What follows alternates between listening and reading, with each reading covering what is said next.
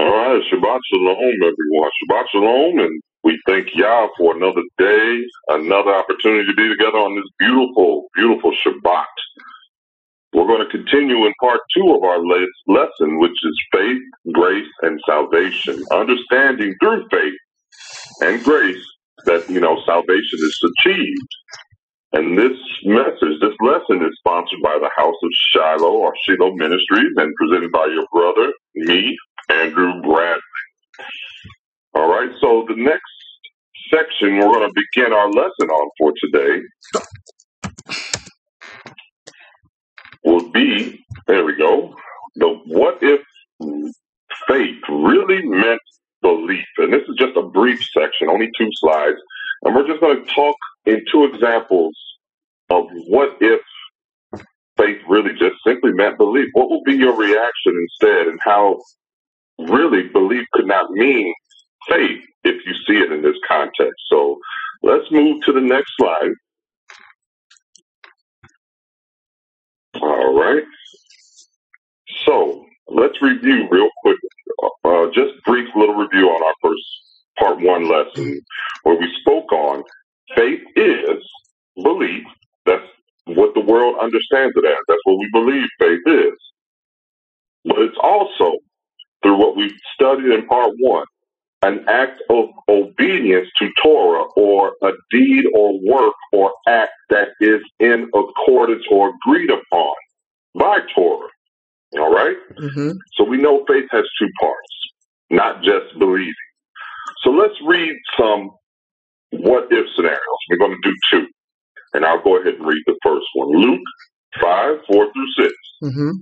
Now when he had left speaking, he said unto Simon, and we're talking about Yahusha, launch out into the deep, and let down your nets for a draught. And Simon answering said unto him, Master, we have toiled all the night, and have taken nothing. Nevertheless, at thy word, I will let down the net. And when they had this done, they enclosed a great multitude of fish, and their net brake. So that means they've had so much they couldn't even pull it out the water. Mm-hmm.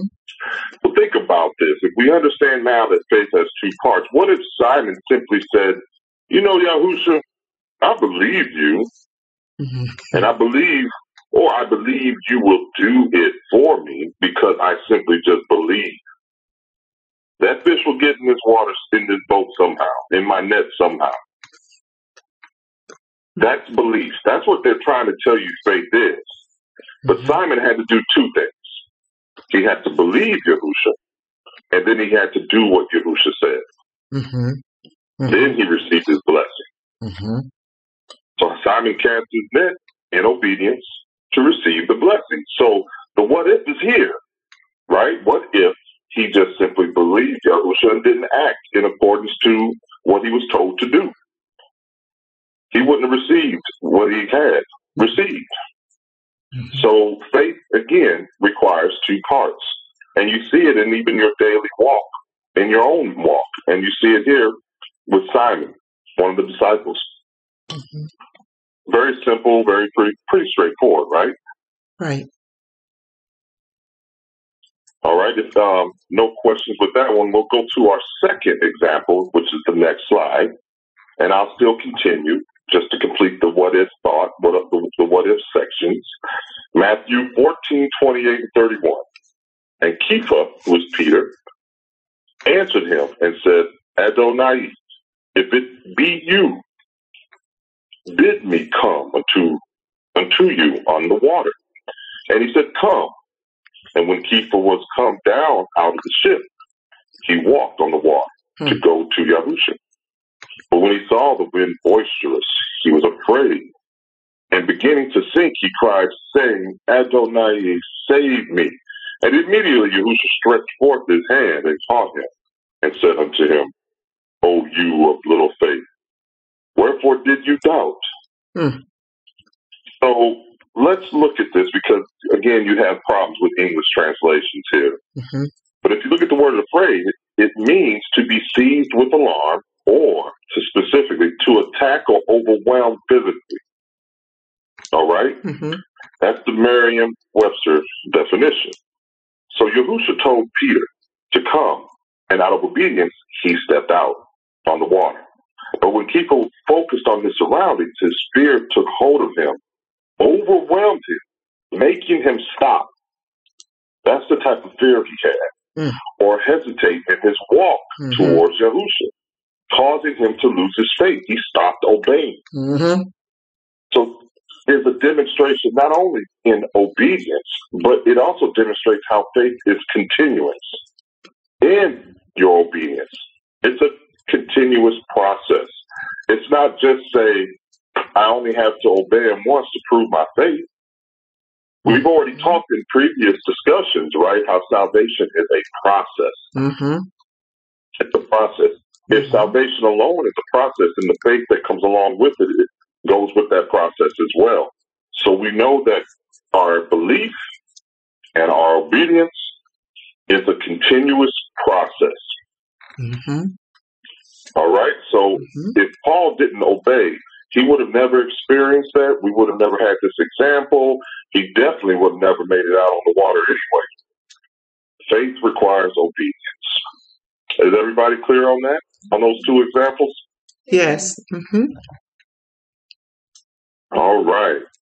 If we're good, we're going to start getting to the meat of stuff. Let's move to the next slide. The true definition of faith.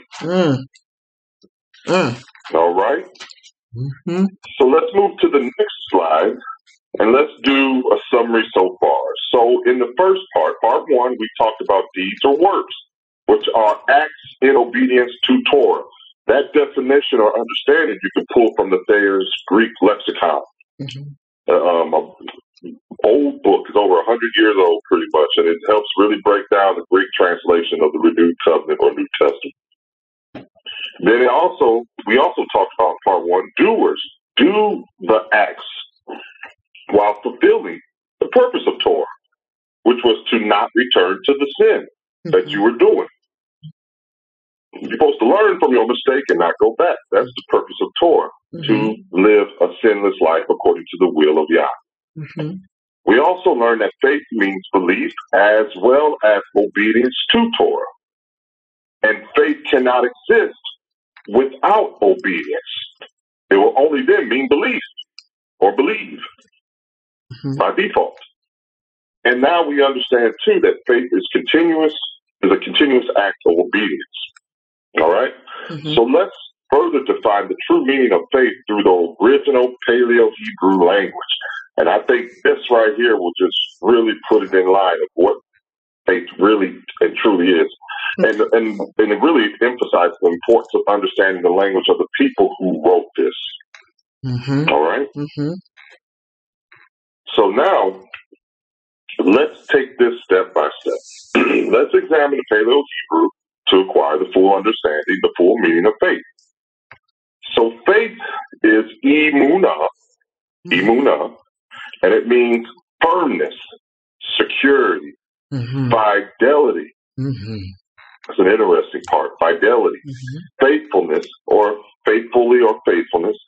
But if you look up the meaning of fidelity, faithfulness to obligations, duties, or observations. All right? The American Heritage Dictionary.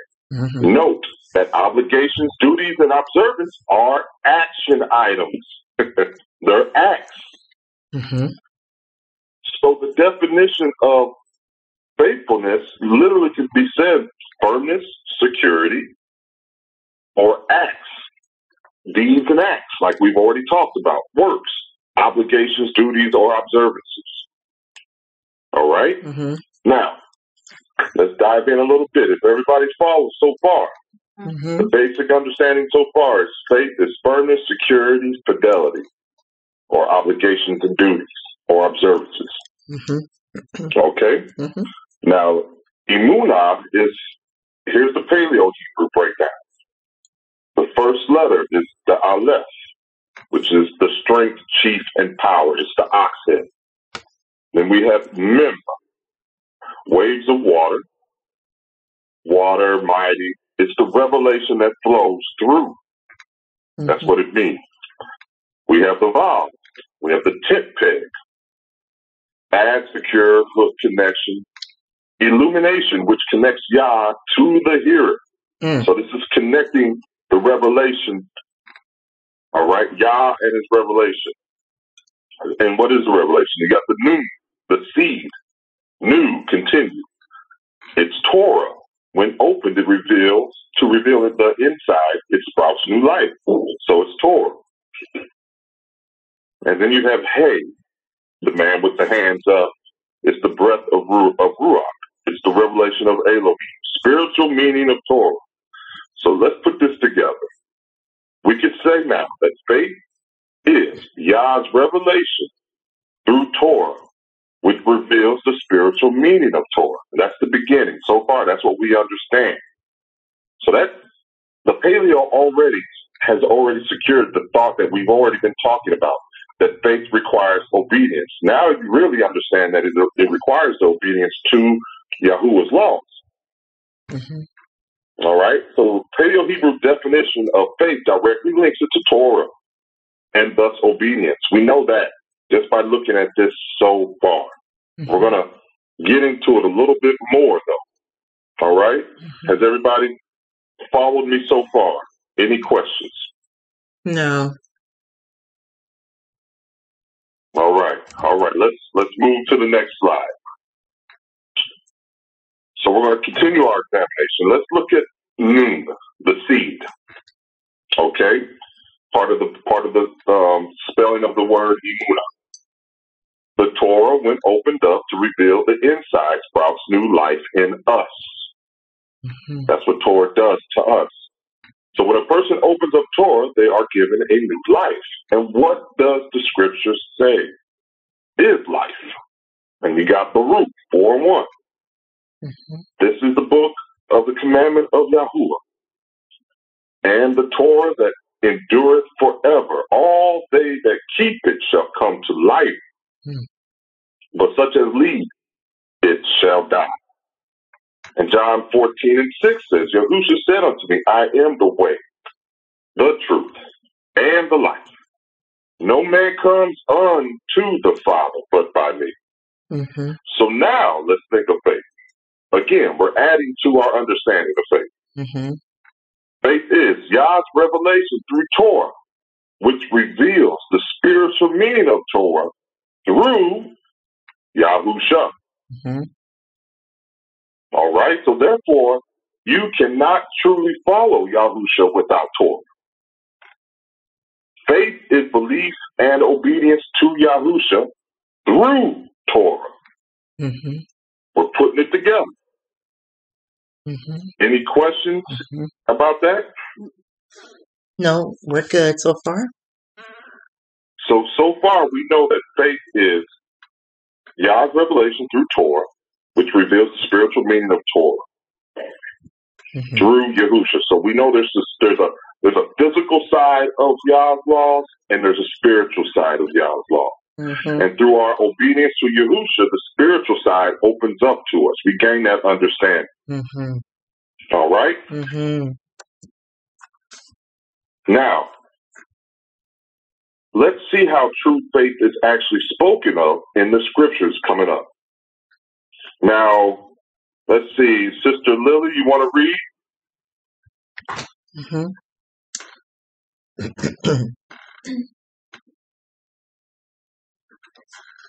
Hebrews 10:38. Now the just shall live by faith, but if any man draw back, my soul shall have no pleasure in him. So let's talk about this. This is one of the things that the English translators have done with some purpose, because Paul is speaking here. And the first thing you want to know is, if Paul says the just shall live by faith here, and he says this in Romans chapter 3 as well, but in chapter 2 he speaks of the doers of Torah are justified. So where's the confusion? Where's the disconnect? And it's really not Paul, but it's the translators. So the just, let's look at the word just in the Greek word is dikaios, or dikaios, and it means righteous, literally righteous, observing divine laws. Hmm. Isn't that something?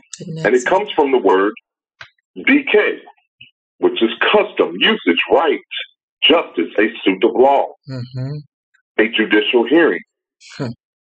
DK references legal terms and uses. So we know that this Greek word is specifically speaking to the law. And we know the law that a Hebrew will speak on will only be Torah. So we know that this word should not have been just, but righteous. Because the translators know that righteousness to a Hebrew was obedience to Torah. Instead of putting righteousness here, you can find the word righteous in the Renewed Covenant or New Testament. It's there. But to conveniently mislead, they didn't put it here. They put just instead. And what it is to be just. You ask anybody that, they won't necessarily answer it correctly. They couldn't even really explain it. Just meant what I believe, since I think faith is belief. So a just man shall live by his belief, instead of saying the righteous man should live by his faith. So they're separating the faith, the obedience requirement from faith by replacing the word just, righteous, with just. So you have to ask, why do they do that here? Why would they use just here when the word literally translates to righteous? See. It literally translates to that. It's an easy translation, too. It wasn't no confusion in the definition. It wasn't vague. Now, the righteous shall live by faith. The problem they had is that the word righteous, when you look it up, means observing divine law. They didn't want faith to be associated with obedience to law. So if somebody tries to throw this stuff in your face, now you can tell them what that word should really say and what it really means. So the scripture should read, now the righteous shall live by faith, but if any man draw back, my soul shall have no pleasure in him. Again, faith is being associated with Torah, just like we were just speaking of in the Paleo Hebrew. So we know that this is willfully done to remove the relationship between Torah and faith, because we know righteousness means to be obedient to divine and human laws. If you look at the full definition in different parts of Thayers, it will say obedient to divine and human laws. But again, if you're Hebrew, which law do you really concern yourself with? It's not the human laws. If they were righteous, we wouldn't need Yah's laws. So thus the scripture can read as follows: now the obedient to Torah shall live by faith. Because that's what righteousness is. By the very word that should have been placed there, but the translators made sure they didn't do that. So everybody follows so far? So far, we haven't been able to remove Torah yet. Torah is still linked to faith. Absolutely. Obedience is still linked to faith. Absolutely. Any questions, comments? None so far. All right. I have a comment. Yes, ma'am. Okay, so I looked up the word just, and it says to be morally right, to have a moral behavior that is acceptable. But if you look up the word justice ties you back to legality, which is to the law. So even when they separate the word just from justice, you're still dealing with partial law, because just comes from justice, which is legality. It's a legality statement. It's a legality move. When you go into the justice of peace, of going to the courthouse, you're still dealing with law. Isn't it something, Minister Ronnie, how when you look up, that's one of the problems I've had with people discussing this, and we all have experienced it most likely. When you talk to someone of the church, they will try to defend their arguments by looking into the modern approaches of looking up a definition.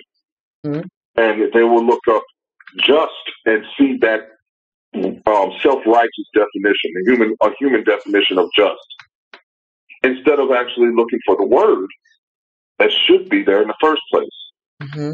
But so they make that mistake all the time. Like I had one tell me that fulfilled meant bring to an end. Yes, in your American English dictionary it might say that, but the original Greek word that was used for that, no, that's not true. That's the opposite, actually. But we got to get people to listen to us. You know, we could prove our points if they're willing to see that English is not the absolute standard of what's right and wrong. Mm-hmm. Mm-hmm. Well, even in response to the fulfillment of the law, which means bring to an end, he did bring something to an end. He brought to an end the sacrificing of laws of animals for sin. The sacrificial law of animals for sin did come to an end because he became that sacrificial sheep. So in order to, you can also add that in there to kind of flavor that a little bit. Yep, I agree with you. I agree with you completely. Anybody else? No. All right, Sister Billy, let's read the next one. This is a good one, too.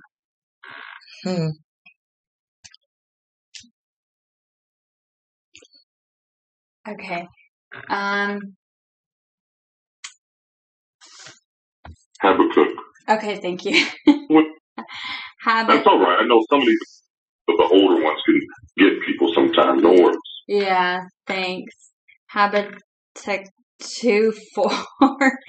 Behold, his soul which is lifted up is not upright in him, but the just shall live by his faith. Now, see, they even went to the Hebrew. That's why I like this one, because now we have the renewed covenant scripture that was derived from the Greek translation, and now we have the original scripture derived from the Hebrew language. Mm-hmm. So just here is Sadiq, and that's righteous. Here it go again. At least they're consistent, right? Righteous. Mm-hmm. Basic meaning is to be righteous, and it has a legal association in its use as well. Mm-hmm. But I think we can get a better understanding by looking through the Paleo Hebrew of this. So the one who is righteous, just, lawful. Even the Paleo Hebrew goes back to righteousness as being someone who's lawful. Mm-hmm. So you have Sadiq, you have the man laying on his side. That's that righteous man. Mm-hmm. And the righteous man is the poor man on the dalet. Mm-hmm. The poor man who wants help through the door. Mm-hmm. And we know who's going to do that. That's our Messiah, Yahusha. Then you have Yud, the hand. The 5 fingers represent the 5 ministries found in Torah. And then you have the Kuf, the sun at the horizon, the shell that surrounds the Ruach of Elohim in us. So a righteous man can enter through the door of Yah because Yahusha has used his hand, the physical understanding of Torah, to crack the shell that surrounds the Ruach of Elohim in us, which allows the righteousness of man, which allows the righteous man to see the spiritual meaning of Torah. So again, faith is associated with Torah, and thus obedience. You cannot get around it. Even the word righteousness requires the relationship of the poor man being obedient to Torah, the physical understanding of Torah, to get its full meaning, which is the spiritual understanding. Mm-hmm. And you have to do it through the rich man, which is Yahusha. We've talked about that several times in the past, of course. So faith, you can't get away from it. No matter what we do, faith comes right back to obedience to Yah's laws. Period. Mm-hmm.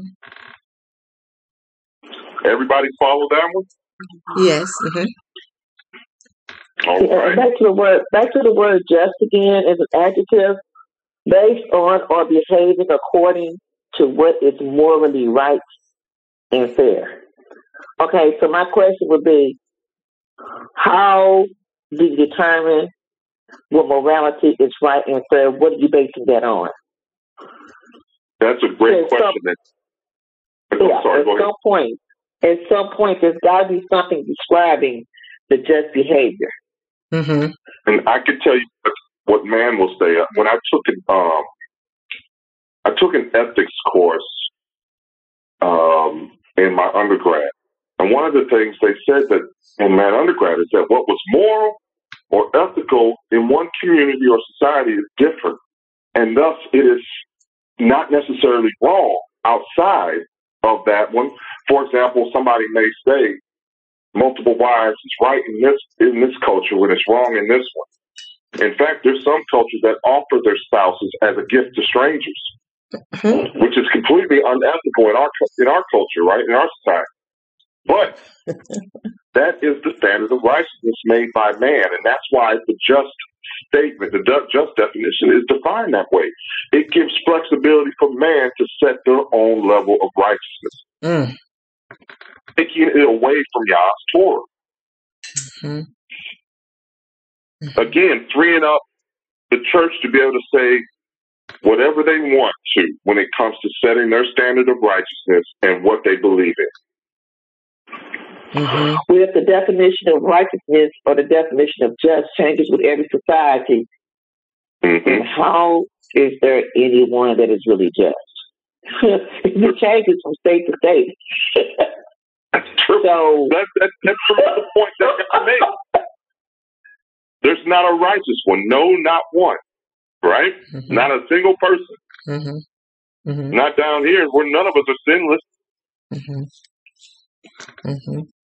The Torah was written for us. Not for you. Because I take the higher law because our laws are too low for morality and righteousness. So it takes a higher law that's higher than all the laws put together that changes every 24 hours. They add a law, take away a law. So we have to go to a higher law that is stable. That has not changed from the very beginning of time. That's true. And the point you make as well is this. They don't even adhere to their own laws.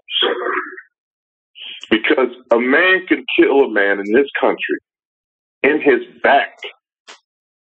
Clear murder in any other law. Normally that's murder. And get away with it because he felt threatened by a guy that was running away from him. That's justice? That's righteousness? No, not at all. Not at all. So we see that a righteous man can get to Yah, right, through the door by the physical understanding of Torah, to receive the spiritual understanding of Torah. That's how you're going to get to him. That's how we know we can approach him. That's what righteousness is. It's all about Torah. And faith begins with being righteous. Anybody else? Anything else to add? I'd like to make one comment. Going back to the Paleo Hebrew definition, the very first one where it says one who, this is my little pointer, one who is righteous, just, or lawful.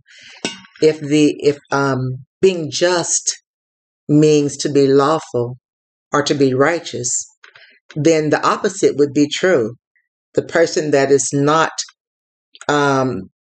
adhering, that's not obeying, is considered unrighteous, which means that person is considered unlawful, and that person is unjust in the eyes of the Most High. The opposite will also be true, right? Yeah. Yep. And we know how he feels about that. Okay. We know how he feels about that. We've talked about that before. I don't want to be on that side of things. All right, so we're going to continue. I have Minister White to go ahead and read for us. James 2, verses 17 through 18. Even so, faith, if it has not works, is dead, being alone. Yeah, a man may say, You have faith, and I have works.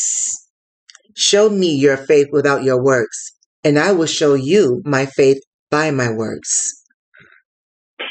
I like this scripture. I've heard this scripture many times as being in the church, and I thought it was a physical expression of what you believe in. You know, what works are they talking? Because I've never been defined. Works have never been defined to me, or deed. Mm-hmm. So I thought, if faith is belief, so how can I show my belief? How do I demonstrate my belief? Because again, this has been disconnected from obedience, right? Mm-hmm. According to our historical teaching, Mm-hmm. our traditional teachings, right? So all I know is that faith means belief. So I must demonstrate my belief by walking in my belief. I'm going to act like I'm healed due to my prayers, for example. Mm-hmm. I'm going to walk and make sure as if I am safe when I go out to my car at night from working late. Because I have faith, I believe. But that's not what we know what works and deeds are now. The part one has explained that. Mm-hmm. So we know that by fault, we know that works and deeds are actions in accordance or agreeing to Torah. So faith could not just mean belief then. Mm. All right, so Here we go again with works. An act or work that is in obedience to Torah, and deeds. Mm. And then let's talk about death. I'm sorry. We have destitute. It's necros. And it's destitute of force or power, inactive or inoperative. Mm-hmm. So James is really saying here, faith, if there is no obedience to Torah associated with it, is destitute. That's a bad condition. Mm-hmm. Inoperative. Being alone. So he's telling you, this verse alone proves that faith is accompanied by something. It's dual fold. It's not just belief. Mm-hmm. This verse proves it. And because we know what works are, we know that faith has obedience. Mm-hmm. So we know that the two must be together to equal faith. Belief plus obedience equal faith. Mm-hmm. And Dave continues with what a man may say to him. I broke it down like this on purpose. He says, you have faith and I have works. Says, right? James responds to him and says, show me your faith without your works. And he knows he can't. Mm-hmm. Because it wouldn't be faith. It would just be belief. Mm-hmm. And then he says, I'll show you my faith by my works, my obedience to Torah. And you know what his faith will show? What you will show your faith? You'll see him at home on Shabbat, for example. That's one of them. Or you'll see him celebrating the holy days, the feast days. Mm-hmm. Mm-hmm. So, or you'll see him tithing or giving alms and offerings. All these little acts and works and deeds that are associated or agreed to with Torah, you will see him doing. Mm-hmm. Knowing that he also believes in the Most High, he also knows by his deeds he will be blessed in them. Mm-hmm. Mm-hmm. Everybody follow? Yes. Good, brother? Mm-hmm. All right, brother's good. Everybody good on that end? We're good on this end. All right. So let's see how true faith now is spoken of in the scriptures. Brother, you want to read? You can read both, please. Romans 1:17. For therein is the righteousness of Elohim, revealed from faith to faith, as it is written, the just shall live by faith. Romans 2:13. For not the hearers of Torah are just before Elohim, but the doers of Torah shall be justified. Mm.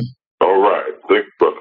Now, let's point this argument out that we've talked about already. Isn't it convenient that the translators said in Romans 1:17, the righteousness of Elohim? So they know what that word is, the English translators. They know what righteous is. But as soon as they got to the word that's associated with faith, they changed it to just. That's the purpose behind it. And I just wanted to point that out. But now, since we know what just means, we know that the word just here in this verse is really the righteous shall live by faith. And the same thing goes for 2:13. For not the hearers of Torah are righteous before Elohim. Oh, you can't put righteous there. Because it's misleading, because it connects with the previous verse. All right? It connects righteousness with faith. Because now it's going to say, for not the hearers of Torah are righteous before Elohim, but the doers of Torah shall be righteous. Wow. And it connects the two verses. He just said that the righteous shall live by faith, and that the righteous will be justified. The doers of Torah will be are righteous or shall be righteous. So those two connect, purposely changing the words to disassociate righteousness with the law. And they had to be consistent through the scriptures, and you will see that. But sometimes they can't change everything. For example, you can't say, for therein is the justice or the justification of Elohim. How dare you, right? They can't do that one. They had to leave righteousness associated with Elohim. They had to. But it ends up catching itself. If you have the eyes to see, bless the Ruach, right? We have the eyes to see. That is suspicious. That is suspicious, because now you have the same word in two different places in the same verse, but two different English translations. And just to clarify, you got doers here, and that's poetes, and we've talked about that in part one who obeys or fulfills Torah. And look what justified means. Be righteous. You can't get over it. And it's got the root of dikaios, or dikaios, righteous, observing divine law. So let somebody bring up justified to you again. Any of us. We understand what the real word should mean. So challenge them and say, why don't you go look up the Greek definition of just? And then let's talk further. Because I bet you can't define it to me. Not the original word.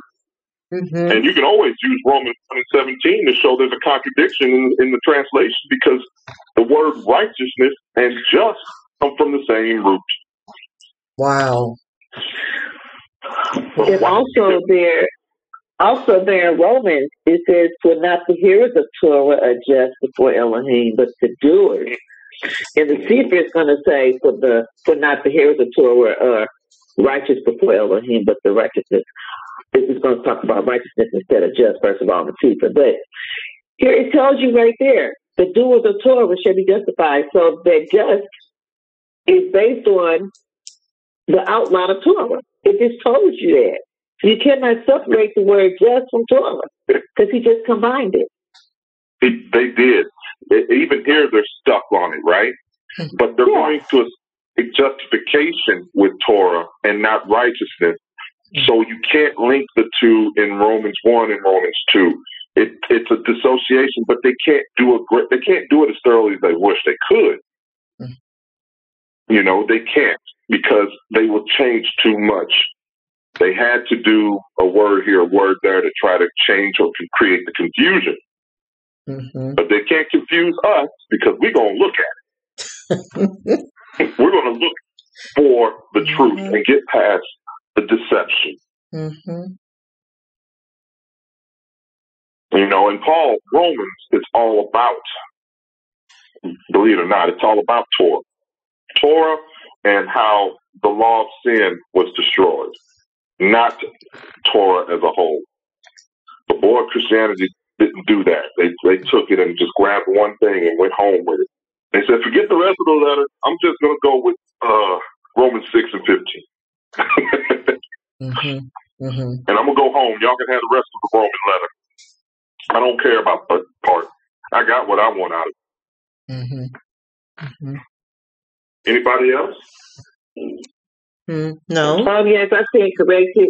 Romans does, and Secret says, for the hearers of the Torah are just before Yah, but the doers of the Torah shall be justified. So it does use the same thing in there, but again, Torah is just the baseline of the justification. And that's the reason why we see that in Sefer, because they still have the same root problem. The people still believe the same thing, so they translate it with the same thought. You cannot find the truth if you stare at an object through the same lens that you were given the lie to. If you want the truth, you have to step out of the school that taught you and go somewhere else. You can't expect to be taught a truth or something completely different by the same school. That doesn't even make conventional sense. When Yah would not let me be comfortable in the church, I got to the point where I could not stand to be in it anymore. And that's not I'm not criticizing it to the point where I think has it been helpful to me? The church gave me a foundation. But when I realized there's something was missing, I craved for it for years and could never be comfortable. Never be comfortable. When I finally realized how to seek the truth, and Yah blessed me with that, what a gift. What a gift. And I went and chased after it ever since. I love it. So Yah blessed me with this. But it took years for me to get a hold of it because I was trying to grab the truth while I was still in the same school. What you going to do? You're going to go and learn something exactly like you were taught. Well, go read this. This is where it's located. That's where we taught you to look. And they'll teach you how to look at it. Mm-hmm. How are you going to get past that if you keep going to the same teachers? That's why the Ruach HaKodesh has to be there. Mm-hmm. That teacher will get you out of that school. All right, everybody good? Yes, we're good. All right, let's move to the next slide. Minister Ronnie. Mm-hmm. Okay. Where it says the true definition of faith? Yep, Romans 14. Okay. Let's see how the faith is spoken of in the scriptures. Romans 14:23. And he that doubteth is damned if he eat, because he eateth not of faith, or whatsoever is not of faith is sin. Oh, wait a minute. How could faith be associated with disobedience? Because that's really what sin means, disobedience. And disobedience to Torah. Mm-hmm. So faith is associated with disobedience to Torah. So that means it just can't mean belief. There's something else associated with it. Mm-hmm. And that is obedience, because sin is disobedience. So we know now, just in that verse alone in Romans, that faith can't mean just simply I believe.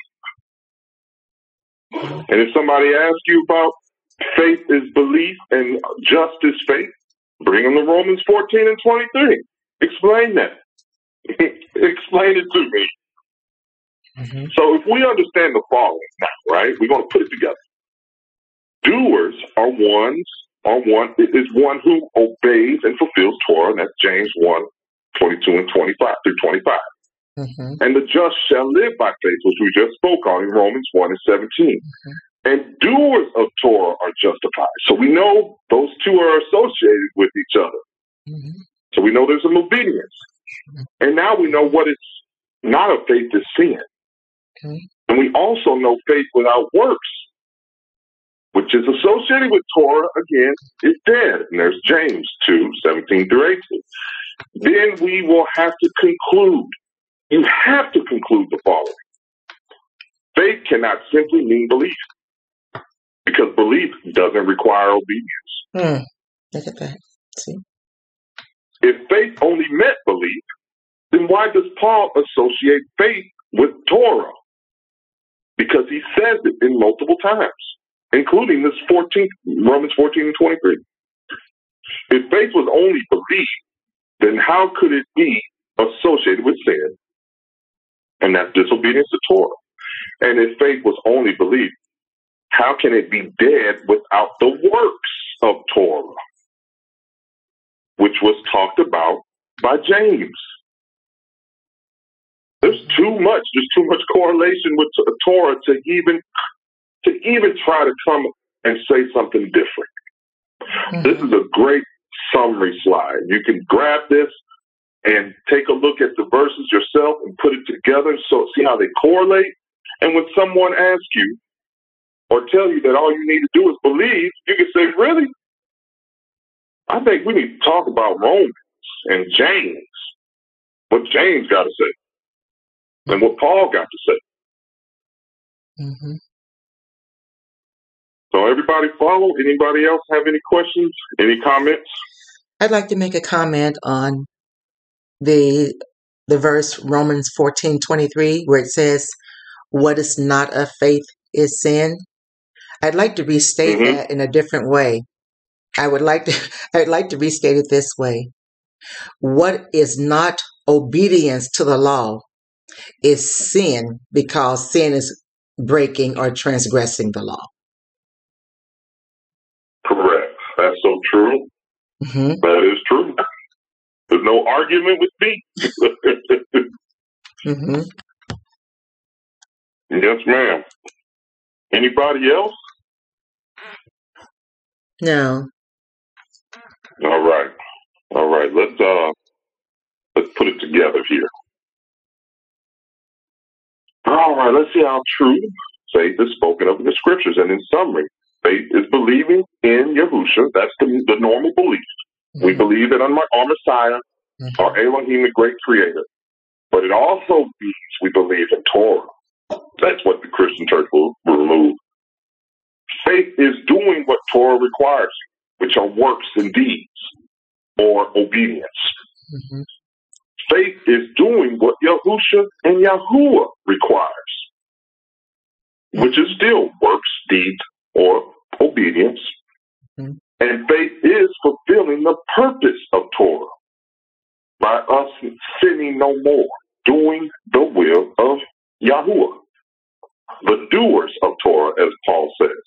Mm-hmm. So we have to completely conclude, without obedience, you cannot say you have faith. Mm-hmm.